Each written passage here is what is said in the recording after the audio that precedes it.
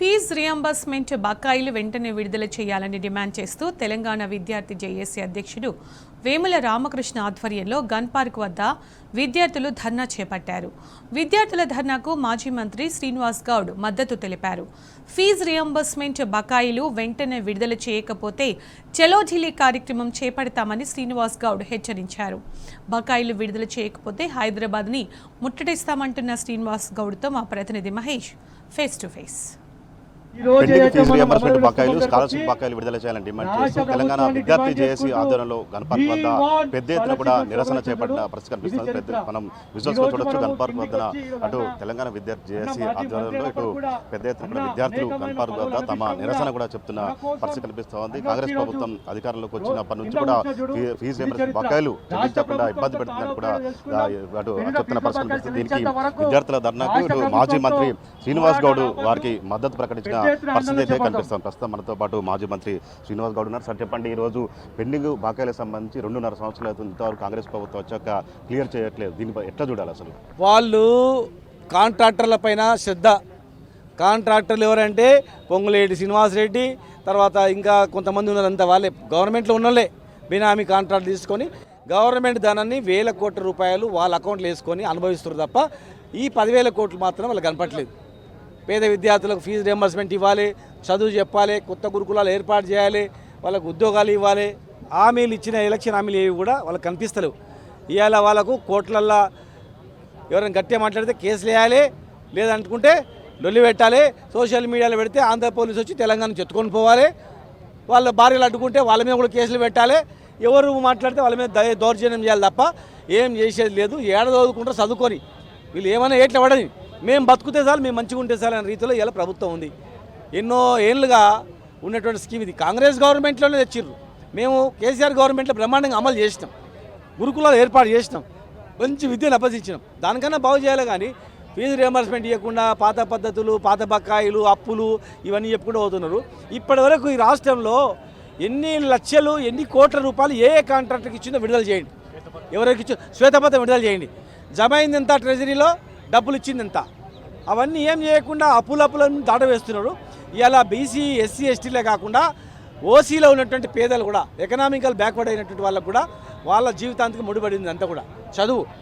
చాలామందికి విద్యార్థులకు ఏమున్నాయి, సర్టిఫికెట్లు ఇరుకపోయినాయి, సర్టిఫికెట్లు లేవు, సర్టిఫికెట్లు ఇస్తలేరు, బకాయిలు గవర్నమెంట్ ఇవ్వలేదని. చదువుకుందామంటే సర్టిఫికెట్లు ఇరుకపోయినాయి, జాబ్ చేద్దామంటే సర్టిఫికెట్లు ఇరుకపోయినాయి, కొత్త చదువుదామంటే కాలేజీలో అడ్మిషన్లు ఇస్తారు. ఇది పరిస్థితి. దీని మీద అన్ని పార్టీలు స్పందించాలి, అందరూ స్పందించాలి. విద్యార్థుల జీవితాలతో చెలగాటం పడితే వీళ్ళకి ఇట్లా ఒకసారి స్టార్ట్ అయిందనుకో, వీళ్ళు స్టార్ట్ అయిందంటే ఎవడు తట్టుకోలేడు. విద్యార్థులు ఇట్లా ఒక్కసారి పోరాటం వైపు మళ్ళీననుకో ఎవడు కూడా తట్టుకోలేడు.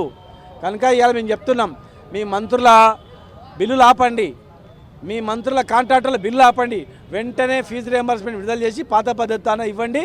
ఇంకా మెరుగైనటువంటి విద్యను, మెరుగైనటువంటి స్కీములు ఏర్పాటు చేయండి. అంతకుముందు కాంగ్రెస్ గవర్నమెంట్లో పెట్టింది కదా ఆరోగ్యశ్రీ అని మేము తీసేయలే, ఫీజు రియంబర్స్మెంట్ తీసేయలే. ఇంకా మీరు బ్రహ్మాండంగా చేసారు, మీకైనా బ్రహ్మాండంగా చేద్దామని చేసినాం. కనుక ఇలా మీరు విద్యార్థులను విస్మరించి వీళ్ళ మీద రోడ్ల మీద వేస్తామంటే ఏ ఒక్క విద్యార్థి కాలేజీలో అడ్మిషన్ ఇవ్వక కౌన్సిలింగ్ స్టార్ట్ అయింది. ఇప్పుడు చదవకుండా ఊర్లలో ఉంటే ఏమైపోతాడు? వ్యవసాయం చేయడానికి ఇలా కరెంటు సరిగ్గా వస్తలేదు, కొన్న ధనకు ధాన్యానికి గిట్టుబాటు ధర లేదు. మరి ఏం చేయాలి? చదువుకుందామంటే ఊర్లలో బయటకు వద్దామంటే కాలేజీలో అడ్మిషన్ ఇస్తలేదు. మరి ఇలా చదువుకున్న పరిస్థితి, సర్టిఫికేట్ ఇకపోయి ఎక్కడ ఉన్నాయి, చదువుకుందామంటే పరిస్థితి లేదు. కనుక ఇలా విద్యార్థులు ఆందోళన ఉన్నారు, విద్యార్థి కుటుంబాలు ఆందోళన ఉన్నాయి. వెంటనే విడుదల చేయకపోతే లక్షలాది మందితో ముట్టడి కార్యక్రమం నిర్వహిస్తాం. గ్యారెంటీగా మేము తెలంగాణ తెచ్చుకున్న వాళ్ళం, ఇదో పెద్ద లెక్క కాదు. ఎందుకంటే మేము ఏదో భరోసా ఇస్తున్నాం విద్యార్థులకు. ఎందుకు మేము ఇవ్వకపోతే వాళ్ళు వెళ్ళిపోతారు, తప్పుదారిని వెళ్ళిపోతారు, అగ్రెసివ్గా వెళ్ళిపోతారు, వాళ్ళ జీవితాలు ఖరాబ్ కావద్దని మేము వాళ్ళకి బాసటగా ఉన్నాం. పెద్ద ఎత్తున ప్రజాస్వామ్యబద్ధంగా లక్షలాది మందితో పెద్ద కార్యక్రమం నిర్వహించి మరి వీళ్ళ విద్యార్థుల చదువులను కాపాడేట్టు మాత్రం ఖచ్చితంగా చేస్తాం. ఫీజు రియంబర్స్మెంట్ పథకం సంబంధించి కూడా ఎత్తివేసే కుట్ర కూడా జరుగుతుంది. కూడా ఇటు విద్యార్థి సంఘాలు కూడా అనుమానాలు వ్యక్తం చేస్తున్న పరిస్థితి కనిపిస్తుంది. ఇప్పటికే చూడొచ్చు 2.5 సంవత్సరాలుగా వారికి బకాయిలు చెల్లించక ఉన్నత చదువులకు విద్యార్థులు దూరం అవుతున్న పరిస్థితి కనిపిస్తుంది. దీన్ని ఎట్లా చూడాలి? వాళ్ళు ఏది కూడా అన్ని అబద్ధాలు, బాకులు, అప్పులు, ఉట్టి బుక్క ఇవన్నీ అబద్ధాలు. అప్పులు అన్ని రాష్ట్రాలకు ఉంటాయి, అన్ని దేశాలకు ఉంటాయి. ప్రపంచంలో అమెరికాకే హైయెస్ట్ అప్పులు ఉన్నాయి. ఇలా ఇండియాలో కూడా తక్కువ అప్పు ఉన్నది మనకే. మనకన్నా 20 దేశాలు కాంగ్రెస్ బీజేపీ పరిపాలించిన రాష్ట్రాలు చాలా అప్పులు ఉన్నాయి. కానీ మా అప్పు కాదు, మేము పెట్టుబడి తెచ్చి హైదరాబాద్ను తెలంగాణను డెవలప్ చేసినాం. ఇలా ఈ స్కీమ్నే ఎత్తేయాలని చూస్తున్నారు.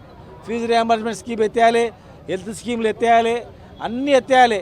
ఎత్తేసి వాళ్ళ ఖజానా నింపుకోవాలనే పనిలో ఉన్నారు కొందరు. కనుక దీన్ని వాళ్ళకి బుద్ధి చెప్తాం, 100% బుద్ధి చెప్తాం, 100% ఎట్టి పరిస్థితి ఊరుకోం. మనతో పాటు తెలంగాణ విద్యార్థి జేఏసీ అధ్యక్షుడు వేముల రామకృష్ణ అని చెప్పండి. ప్రధానంగా మీరు ఫీజు రియంబర్స్మెంట్ పథకం సంబంధించి దశల వారీగా పోరాటం చేస్తున్న పరిస్థితి ఈరోజు గన్ పార్క్ వద్ద పెద్ద ఎత్తున కూడా ధర్నా చేస్తున్నారు. దీనికి ప్రభుత్వాన్ని ఏం డిమాండ్ చేస్తారు? రాష్ట్ర ప్రభుత్వం 14 లక్షల మంది విద్యార్థులతో చెలగాట మారుతుంది. ఈరోజు ఫీజు రియంబర్స్ పథకం అమలు అవుతుందా? దాని మీద ముఖ్యమంత్రి గారు స్పష్టమైన ప్రకటన చేయాలి. ఎందుకంటే జీవో నెంబర్ 9 కోర్టు తప్పుబట్టి స్టే విధించింది. ఒక పక్కన కౌన్సిలింగ్ చేపడతా ఉన్నారు. మరి కౌన్సిలింగ్ ఏ విధంగా చేపడుతున్నారు? ప్రైవేట్ కాలేజ్ మేనేజ్మెంట్ వాళ్ళు ఏమంటారు? మాకు ఫీజులు కడితేనే అడ్మిషన్ అని చెప్పి తేల్చి చెప్తా ఉన్నారు. దీనిపైన ముఖ్యమంత్రి గారు స్పందించాలి. అదేవిధంగా ఇప్పటి వరకు ఎంత నిధులు కేటాయించారో శ్వేతపత్రం విడుదల చేయాలి. రాష్ట్ర ప్రభుత్వం ఇంకోటి రెవెన్యూ రికవరీ యాక్ట్ విద్యార్థుల మీద అమలు చేస్తారా? విద్యార్థులను అమలు చేసి విద్యార్థులపైన చర్యలు చేపడతారా? అంత దమ్ముందా రాష్ట్ర ప్రభుత్వానికి? మీరు రెవెన్యూ రికవరీ యాక్ట్ పెడితే రోడ్లు వేయకముందుకే రోడ్లు వేసినట్టు, గుంతలు తవ్వకముందుకే గుంతలు తవ్వినట్టు ఏవైతే కాంట్రాక్ట్ బిల్లులు చెల్లించారో దానిపైన రెవెన్యూ రికవరీ యాక్ట్ కమిటీ వేయండి తప్ప మా పైన జీవోలు అమలు చేసి జిమ్ములు ప్రదర్శిస్తా అంటే ఎవరు చూస్తూ కూర్చోరు. రాష్ట్ర ప్రభుత్వంతో తాడోపేడ తెలుసుకుంటాం. రాష్ట్రంలో అసలు విద్యాశాఖ మంత్రి లేడు. అసలు విద్యాశాఖ అమలు అవుతుందా?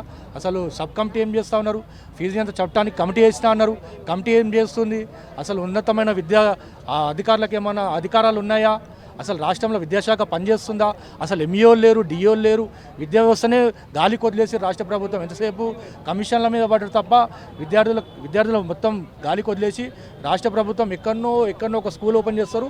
దానికి మొత్తం రాష్ట్రం మొత్తం అడ్వర్టైజ్మెంట్ చేస్తారు. ఒక జిల్లాకు ఒక స్కూల్ ఇస్తే రాష్ట్రం మొత్తం ఇచ్చినట్టేనా?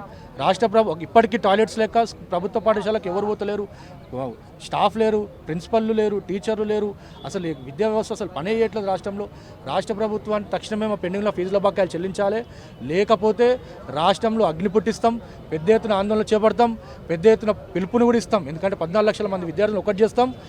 లేకపోతే చలో ఢిల్లీకి పిలుపునిచ్చి లక్షలాది మంది శ్రీనగర్ నేతృత్వంలో కొన్ని వేలాది మందితో రాహుల్ గాంధీ ఇంటికి కూడా ముట్టడిస్తామని చరిస్తాం.